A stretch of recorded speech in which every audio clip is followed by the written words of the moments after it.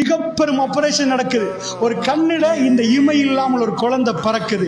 இந்த இமையை எடுத்து வேர்ல்டுல இந்த ஆபரேஷன் மிகவும் அமர்கலமாக உலக நாடுகள் எல்லாம் பார்த்து கொண்டிருக்கிறது.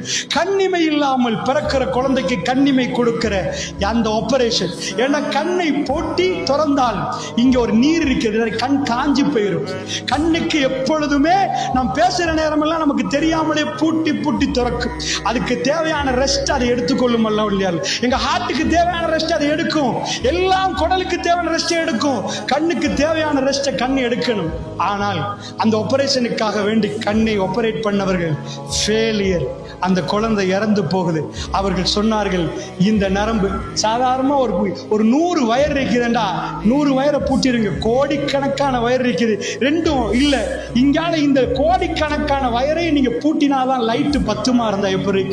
அவர்கள் சொன்னார்கள், இந்த நரம்பு மண்டங்களோட எங்கேயாவது எடுத்து ஒரு சதத்துண்டை எடுத்து போட்டாலும் அது சும்மா ஒட்டலாம், வேணுமெண்டா சதைய ஒட்டலாம். இப்படி ஒர்க் பண்றதுக்கு எங்களால செய்ய முடியாது என்று சொன்னார். அல்லாஹ்வுடைய நல்லடியார்களே, குழந்தை இறந்து போய் இறைவன் அப்பப்ப காட்டுகிறான். எதுக்கு அந்த குழந்தையோட கோபம் நினைக்கிறீங்களா? என் ஆற்றல் உனக்கு தெரியுமா? அலம் நஜஅலஹு ஐனன். எங்க போய் வாங்கினா இந்த கண்ணை? எங்க போய் வாங்கின? இந்த 2 கண்ணு தந்ததுக்கு சஜதாவுல உழு என்கிறான் இறைவன். அல்லாஹ்வுடைய நல்லடியார்களே, இறைவனை சிக்கர் பண்ணுவது என்பது இப்படி சகோதரர்களே.